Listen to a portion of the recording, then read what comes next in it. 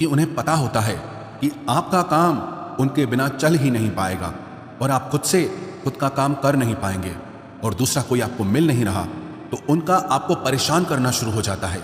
लेकिन जब उन्हें यह समझ आता है कि आप अपना काम खुद कर सकते हैं, आपको दूसरे 1000 ऑप्शन मिल सकते हैं, तो वो चुपचाप अपना काम करेंगे। अब अगर आप कोई ऐसी नौकरी करते हैं जहां आपके बॉस के गलत होते हुए भी आप उसका टॉर्चर सहते रहते हैं, तो आपको पता होता है कि आप उसके मोहताज हैं और वो उसका पूरा फायदा लेता है। और तो और जिस घर परिवार में आप रहते हैं, अगर वहां भी आप किसी के मोहताज हैं तो वो आपको पूरा चूस लेता है, क्योंकि वहां आप 24 घंटे रहते हैं, कहीं और जा ही नहीं सकते। आपके सर पे चढ़ के नाचेगा वो इंसान और आपको पूरी तरह से अपने कंट्रोल में रखेगा। लोगों को बहुत मजा आता है अपने से कमजोर इंसान को अपने कंट्रोल में रखने के।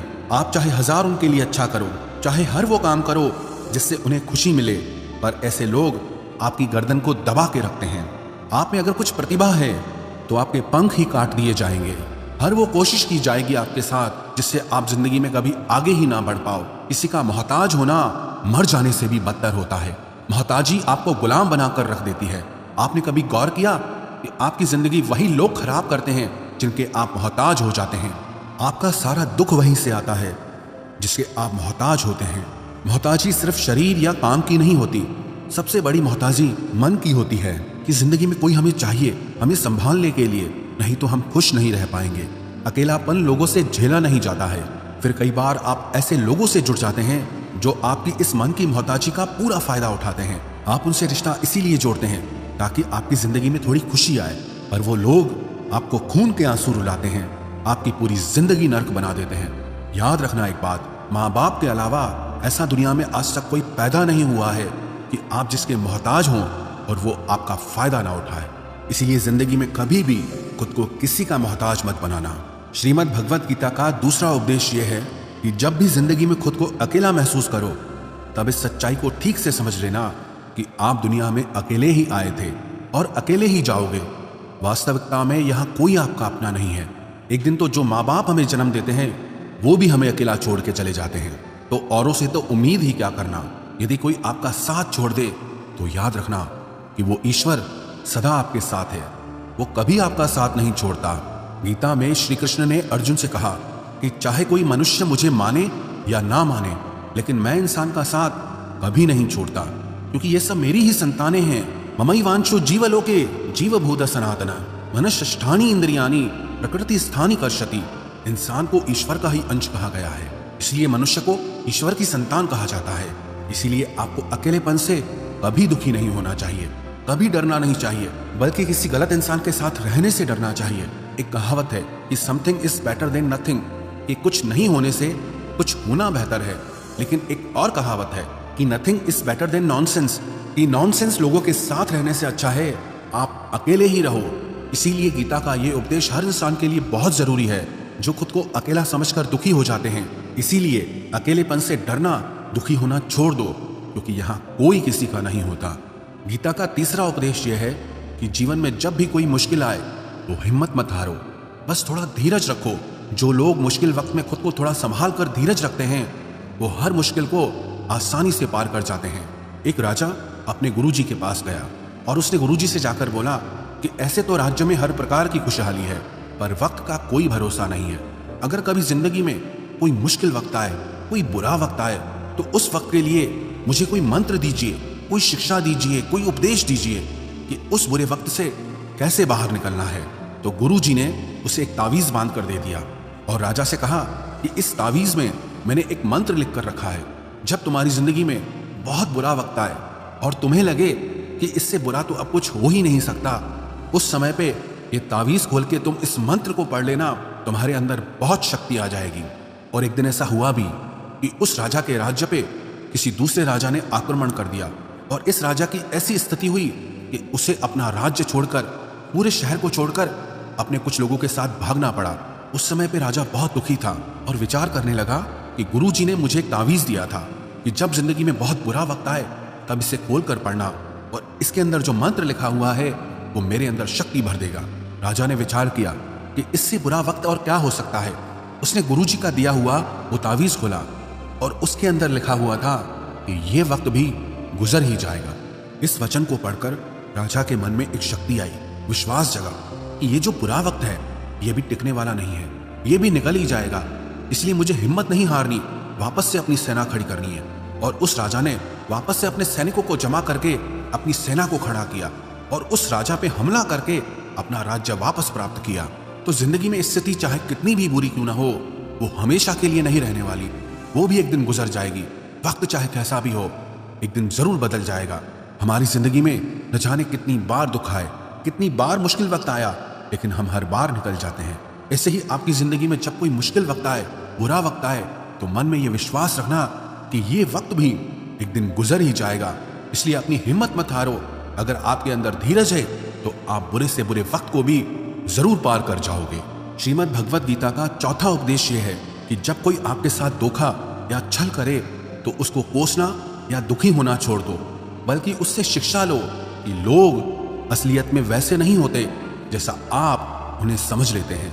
यहाँ पर ना लोग अपने मुंह पर मुखौटा लगा के घूमते हैं। यहाँ हर इंसान खुद को अच्छा दिखाने की कोशिश करता है, अच्छा बनने की कोशिश कोई नहीं करता। आप किसी के साथ थोड़ा गलत व्यवहार करके तो देखो, उसका असली रंग सामने आ जाएगा।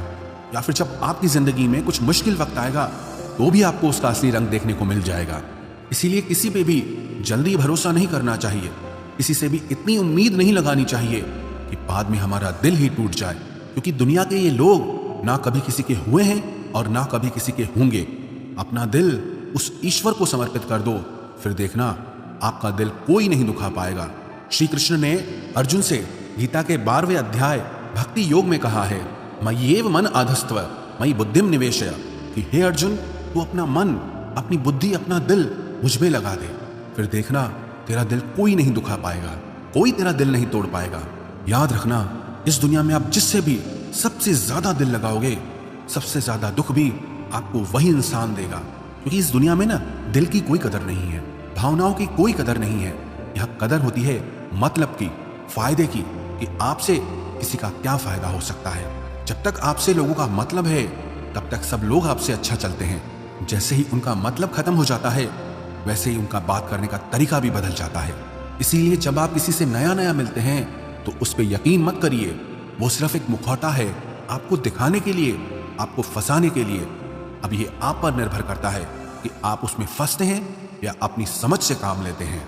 गीता की 5वीं शिक्षा यह है कि आप अपने गुजरे हुए वक्त को भूल जाओ, क्योंकि अगर आप गुजरे हुए वक्त के दुख में जीते रहोगे, उसके पश्चाताप में जीते रहोगे, तो आज में आप कभी खुश नहीं रह पाओगे।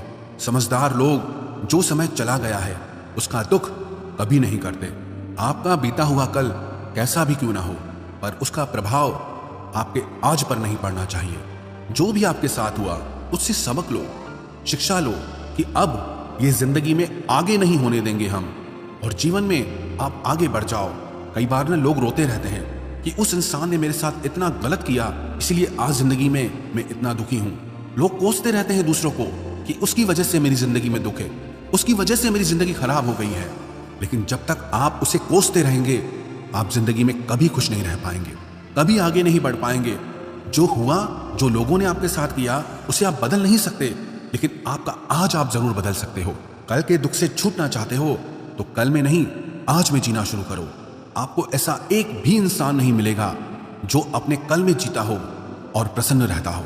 आपको सिर्फ वही इंसान खुश रहेगा जो अपने आज में जीता है। कल में जीने वाला इंसान किसी न किसी पीड़ा से जुड़ा होता है, किसी न किसी दुख, किसी न किसी पश्चाताप से जुड़ा होता है। कल में जीना आपकी जिंदगी की सारी खुशियां छीन लेगा। तो जितना हो सके अपने पास्ट को भूल जाइए और अपने प्रेजेंट में जीना शुरू कीजिए। श्रीमद् भगवत गीता का 6वां उपदेश यह है कि प्रेम उसी से करो जो आपके प्रेम के लायक हो। जिसे आपके प्रेम की कदर नहीं, उससे जितना दूर रहो उतना अच्छा होता है। आजकल लोग कहते हैं कि सबसे ज्यादा पीड़ा प्रेम देता है। लोगों ने प्रेम जैसी पवित्र चीज को गंदा कर दिया है, जहर बना दिया है। सबसे ज्यादा लोग एक दूसरे को प्रेम और भरोसे के नाम पर ही लूटते हैं। अगर आपका किसी से प्रेम नहीं है तो वो आपकी भावनाओं को चोट पहुंचा ही नहीं सकता। संबंध चाहे जो भी हो, हद से ज्यादा किसी से प्रेम करोगे और अगर वो उसके लायक नहीं तो सिवाय दुख के और कुछ नहीं मिलेगा। वास्तविकता में प्रेम पीड़ा नहीं देता, बल्कि ऐसे इंसान से प्रेम करना पीड़ा देता है जिससे आपके प्रेम की कदर नहीं है। तो प्रेम सिर्फ उसी इंसान से करो जिसे आपके प्रेम की कदर नहीं है, जहां आपको यह एहसास हो जाए कि आपके प्रेम की, आपकी भावनाओं की किसी को कदर तक नहीं है, वहां से आप कृपया करके खुद को दूर ही रखें। गीता का 7वां उपदेश यह है कि हमारे रिश्तेदार ही हमसे सबसे ज्यादा जलते हैं। हमारी सफलता से सबसे ज्यादा दिक्कत हमारे रिश्तेदारों को ही होती है। बाहर वालों को कोई फर्क नहीं पड़ता कि आपकी जिंदगी में क्या हो रहा है, पर जो आपके रिश्तेदार होते हैं उनकी ना पूरी नजर रहती है आपकी जिंदगी पर। बाहर से तो वो यही कहेंगे कि आगे बढ़ो, सफल हो जाओ, खुश रहो जिंदगी में, पर जब उन्हें आप अपनी सफलता के बारे में बताएंगे, अपनी किसी कामयाबी की खबर उनको सुनाएंगे, तो उसे सुनकर उन्हें बिल्कुल भी खुशी नहीं होती। कई बार सारी दुनिया आपको पसंद करती है, आपके काम की तारीफ करती है, लेकिन आपकी कदर आपके घर में ही नहीं होती। महाभारत का युद्ध बाहर के लोगों में नहीं हुआ था, यह भाइयों के आपस की लड़ाई थी। पांडवों के हर सुख से दुर्योधन जलता था। जब भी पांडव किसी काम में सफल होते थे, उससे बिल्कुल भी बर्दाश्त नहीं होता था। दुर्योधन हर कोशिश करता था पांडवों को नीचा गिराने का, जितना हो सके उन्हें दुखी करने का। और वही भाइयों की आपसी जलन महाभारत के युद्ध की वजह से हुई, जिसमें न जाने कितने अनगिनत लोग मारे गए। बाहर वाले को क्या फर्क पड़ता है कि आप कैसे जिंदगी जीते हैं, लेकिन ये जो रिश्तेदार होते हैं, ये जो करीबी लोग होते हैं, मजाल जो इन्हें आपकी खुशी बर्दाश्त हो जाए। सबसे खतरनाक होते हैं ये लोग, क्योंकि ये बाहर से बहुत मीठा चलते हैं, आपको अच्छे अच्छे शब्द कहते हैं, लेकिन आपके पीठ पीछे ये आपसे जरा भी खुश नहीं होते। तो इसीलिए किसी को भी अपना समझने से पहले आप ये जरूर चेक कर लें कि वो सच में आपका अपना है या सिर्फ अपनेपन का दिखावा हो रहा है। गीता का 8वां उपदेश यह है कि आज के युग में बहुत ज्यादा अच्छे मत बनो, नहीं तो ये दुनिया आपको लूट के कंगाल कर देगी। पांडवों की कहानी ये शिक्षा देती है कि ज्यादा अच्छा बनना आपको कई बार बहुत दुख दे सकता है। जो पांडव हमेशा धर्म पे चलते थे, कभी कोई गलत काम नहीं किया, लेकिन उनका सारा राजपाट चला गया। उनकी पत्नी को भरी सभा में नग्न करने की कोशिश की गई, भिक्षा लेकर के उन्हें अपनी जिंदगी गुजारनी पड़ी। कारण क्या था? वो कुछ ज्यादा ही अच्छे बन रहे थे। ये तो तब की बात है, और आज की दुनिया तो और बदल चुकी है। लोग ना अच्छे इंसान को इज्जत कम देते हैं, बल्कि उसका इस्तेमाल ज्यादा किया जाता है। अगर आप भी लोगों के साथ अच्छा चलते हैं तो आप इस चीज को खुद अनुभव कर पाएंगे। आप जितना लोगों के साथ अच्छा चलते हैं, लोग आपके साथ उतना गलत व्यवहार करते हैं, लोग आपका उतना ज्यादा इस्तेमाल करते हैं। आप दूसरों की खुशी के लिए कुछ भी करते जाते हैं और लोग सिर्फ आपका एडवांटेज लेने में लगे रहते हैं। इसलिए आज के जमाने में खुश रहना है ना, तो बहुत ज्यादा अच्छे मत बनो। इसका मतलब ये नहीं कि आप बुरे इंसान बन जाओ, आप अपनी नजर में अच्छे बन के रहो। दुनिया की नजर में अच्छे बनने की कोशिश कभी मत करना। गीता का 9वां उपदेश यह है कि जहां आपके लिए प्रेम और इज्जत नहीं है, वहां कभी मत जाओ। महाभारत का युद्ध शुरू होने से पहले श्री कृष्ण हस्तिनापुर गए थे, पांडवों की तरफ से शांति प्रस्ताव लेकर के। तब शकुनी ने दुर्योधन से कहा, ये कृष्ण बड़ा मायावी है, अगर ये हमारे पक्ष में आ जाए तो समझ लो पांडव हार ही गए। तो इसकी सेवा करो, इसको अपने घर आने का निमंत्रण भेजो, इसे खुश करो। जब श्री कृष्ण हस्तिनापुर पहुंचे तो दुर्योधन ने उन्हें अपने घर आने के लिए कहा और श्री कृष्ण से कहा, आप मेरे घर पे रहिए, मेरा आतिथ्य स्वीकार कीजिए, मेरे घर में भोजन कीजिए। तो श्री कृष्ण ने दुर्योधन से कहा कि दुर्योधन, इंसान को किसी के घर तभी भोजन करना चाहिए, तभी जाना चाहिए, या तो उससे बहुत प्रेम हो, या तो हमारे जीवन में कोई बहुत बड़ी आपत्ति आ गई हो। ना तो मेरी जिंदगी में कोई आपत्ति आई है और ना ही तुम्हारा मुझसे कोई प्रेम है, तो तुम्हारे घर तो मैं कभी नहीं आऊंगा। तुम मुझे अपने घर बुला रहे हो सिर्फ और सिर्फ अपना मतलब पूरा करने के लिए, और मतलबी लोगों के घर कभी नहीं जाना चाहिए। इसलिए इससे हमको ये शिक्षा मिलती है कि जिसके दिल में आपके लिए प्रेम नहीं है, इज्जत नहीं है, वहां आपको कभी नहीं रहना चाहिए। आपको सिर्फ उसी जगह रहना चाहिए जहां आपकी कदर हो, आपको इज्जत मिले और जहां आपको प्रेम मिले। गीता का 10वां उपदेश यह है कि कभी भी अपने धन, अपने पद और बल का अभिमान नहीं करना चाहिए। दुर्योधन को बहुत अभिमान था कि मेरे पास भीष्म पितामह जैसे, द्रोणाचार्य और कर्ण जैसे योद्धा बैठे हैं, तो ये पांडवों को तो मैं यूं ही मसल के रख दूंगा। अपने धन का अभिमान था, अपने पद और शक्ति का अभिमान था, लेकिन वो अभिमान ही एक दिन उसके सर्वनाश का कारण बना। जो लोग अपने पैसे के अहंकार में या शक्ति के अहंकार में दूसरों को नीचा दिखाते हैं, दूसरों को चोट पहुंचाते हैं, एक दिन उनकी वही गलती उनका सर्वनाश कर देती है।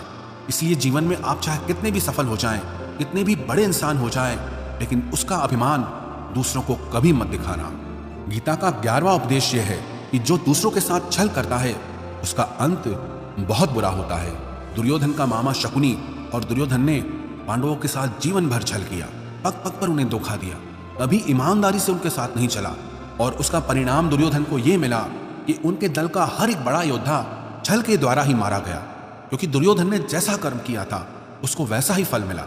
सारा जीवन भर उसने छल किया तो अंत में उसकी खुद की मृत्यु भी एक छल से ही हुई थी। इसीलिए कोई अगर खुद को बहुत ज्यादा चालाक समझता है कि दूसरे को धोखा दे दिया, दूसरे को बेवकूफ बना दिया, एक दिन कोई आएगा उसकी जिंदगी में भी जो उसको भी धोखा देगा, क्योंकि कर्मा सबके चेहरे याद रखता है। जो जैसा कर्म करता है उसको वैसा फल जरूर मिलता है। गीता का 12वां उपदेश यह है कि जो इंसान आपको बार बार चोट पहुंचाए उसे कभी माफ नहीं करना चाहिए। युधिष्ठिर ने दुर्योधन को बार बार माफ किया और उसका परिणाम यह हुआ कि उन्हें अपनी जिंदगी में बहुत बड़े दुखों का सामना करना पड़ा।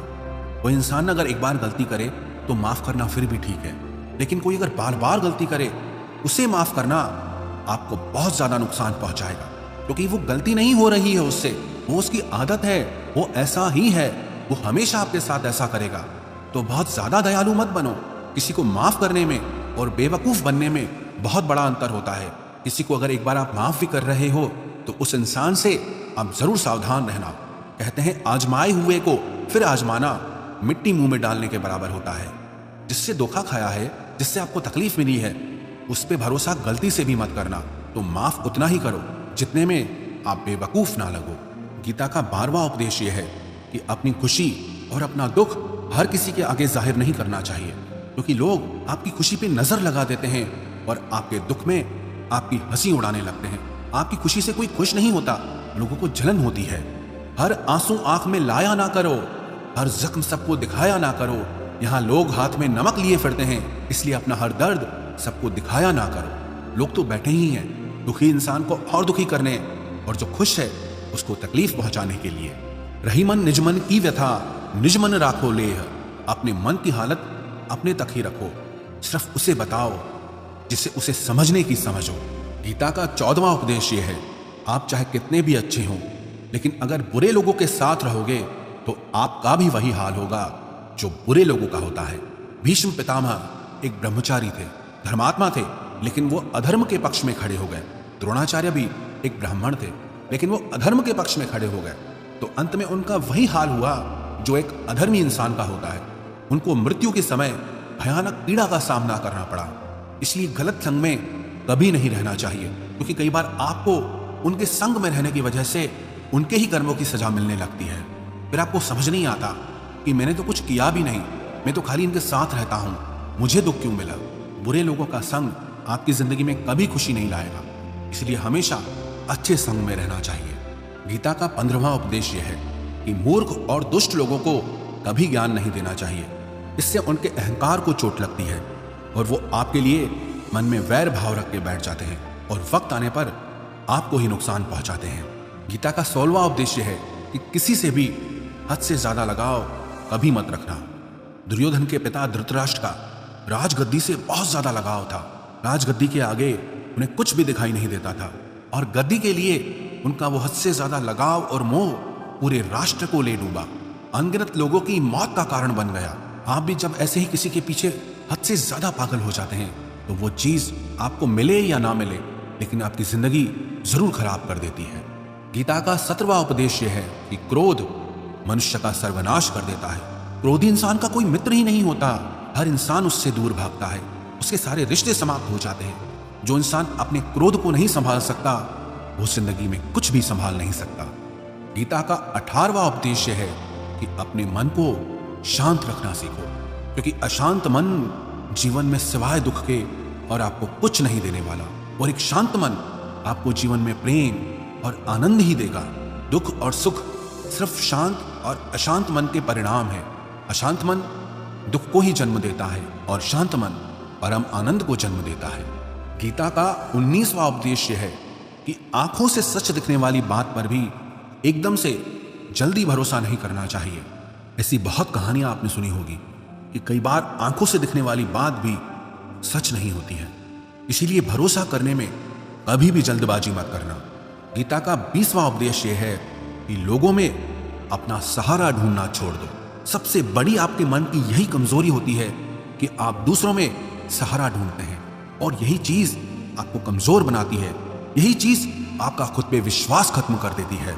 जो लोग सोचते हैं ना कि ये तो मेरा सहारा है, ये तो मुश्किल वक्त में मुझे काम आएगा, वही लोग मुश्किल वक्त में सबसे ज्यादा दुखी और अकेले पड़ जाते हैं। आप सिर्फ ईश्वर को अपना सहारा बनाओ, देखना जब भी कोई मुश्किल आएगी ना, वो किसी न किसी को आपकी मदद के लिए भेज ही देंगे। दुनिया को सहारा मत बनाओ, क्योंकि वो खुद अपने लिए सहारा ढूंढ रहे हैं। वो आपका सहारा कैसे बनेंगे दोस्त? तो अपना सहारा दुनिया को नहीं, ईश्वर को बनाना चाहिए। गीता का 21वां उपदेश यह है कि बहुत ज्यादा मीठे बोलने वालों से और ज्यादा तारीफ करने वालों से सावधान रहना चाहिए, क्योंकि लोग मीठा सिर्फ तभी बोलते हैं जब उनको आपसे अपना मतलब निकालना होता है। आपकी तारीफ भी सिर्फ तभी की जाती है जब उन्हें आपसे अपना काम निकालना होता है। याद रखना कि तारीफ आपको जिंदगी में कभी भी फ्री में नहीं मिलने वाली। अगर कोई आपकी तारीफ कर रहा है तो कुछ ना कुछ उसके लिए आपको चुकाना ही पड़ेगा। इसलिए जो बहुत ज्यादा मीठा बोलते हैं या जो आपकी तारीफ करते हैं, उनसे जरा सावधान रहना चाहिए। गीता का 22वां उपदेश यह है, जो आपके मुंह पे अपनापन दिखाए, आपकी पीठ पीछे आपको नुकसान पहुंचाए, ऐसे लोगों से दूर ही रहना। चाणक्य ने कहा है कि ऐसे लोग उस घड़े की तरह होते हैं जिसके मुंह पे तो अमृत लगा है, लेकिन जिसके भीतर जहर भरा हुआ हो। आप जिसे अमृत समझकर पी जाते हैं, वास्तविकता में वो जहर ही होता है। विषकुंभम पयोमुखम। तो ऐसे लोगों को जहर की तरह छोड़ देना चाहिए, जो अपनेपन का दिखावा करे और पीछे से हमेशा आपको नुकसान पहुंचाए। गीता का 23वां उपदेश यह है कि जिस रिश्ते में मर्यादाएं टूट जाती है, वहां सिर्फ सर्वनाश ही होता है। कोई आपसे बड़ा है या छोटा है, अगर वो रिश्तों में अपनी मर्यादाओं को तोड़ देगा तो वो रिश्ता कभी नहीं टिक सकता। रिश्ता सिर्फ तभी चलता है जब दो लोग एक दूसरे की इज्जत करते हैं, रिस्पेक्ट करते हैं और कभी अपनी लिमिट क्रॉस नहीं करते हैं। जिस रिश्ते में कोई लिमिट नहीं है, एक दूसरे के लिए इज्जत नहीं है, वो रिश्ता आज नहीं तो कल खत्म ही हो जाता है। गीता का 24वां उपदेश यह है कि जीवन में कई बार नया शुरू करने के लिए पुराने को पूरी तरह से मिटाना पड़ता है। श्री कृष्ण से कुंती ने पूछा था कि हे कृष्ण, क्यों तुमने इतना बड़ा महायुद्ध करवा दिया? तो श्री कृष्ण ने बोला कि अधर्म बहुत बढ़ गया था, और इस अधर्म का पूरी तरह से नाश करने के लिए, एक नए युग को लाने के लिए पुराने का सर्वनाश करना बहुत जरूरी होता है। जब कोई बिल्डिंग पूरी तरह से भंगार हो जाती है, बहुत पुरानी हो जाती है, तो उसे पूरी तरह से तोड़कर फिर से नवनिर्माण होता है। ऐसे ही आपके जीवन में भी आपको कुछ नया करना है तो पुराने को पूरी तरह से मिटाना होगा। गीता का 25वां उपदेश यह है कि इंसान ही आजकल इंसान का दुश्मन हो गया है। चाहे आप बिजनेस में देख लो, चाहे आप रिश्तों में देख लो, किसी भी फील्ड में आप देख लो, इंसान ही इंसान को नुकसान पहुंचा रहा है। इतना कंपटीशन बढ़ गया है, इतनी चोरियां बढ़ गई है, इतना क्राइम बढ़ गया है। शास्त्रों में जो कलयुग के लक्षण लिखे गए हैं ना, कि एक दिन इंसान ही इंसान को खाएगा, वो समय तो आ गया है। इंसान ही तो इंसान को खा रहा है, एक दूसरे का बिजनेस खा रहा है, एक दूसरे की नौकरियां खा रहा है, एक दूसरे की जिंदगी की खुशियां खा रहा है। इंसान जो दुखी है उसे और दुखी करो, जो खुश है उसे परेशान करो। यही तो हो गया है आजकल। कहने को तो सब इंसान है, लेकिन इंसानियत कहीं दिखती ही नहीं है। एक सेठ के घर से एक भिखारी निकल रहा था।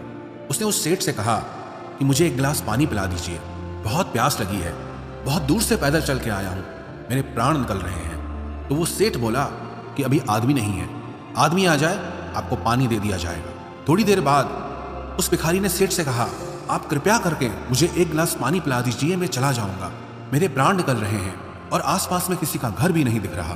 तो उस सेठ ने कहा, मैंने कहा ना कि आदमी आने वाला है, वो आ जाए तो आपको पानी मिल जाएगा। फिर वो भिखारी उस सेठ से कहने लगा कि तुम खुद ही आदमी क्यों नहीं बन जाते, थोड़ी देर के लिए तुम ही आदमी बन जाओ। आजकल यही हो गया है, यहाँ कोई आदमी बनने को तैयार ही नहीं है, बस लोग एक दूसरे को नोच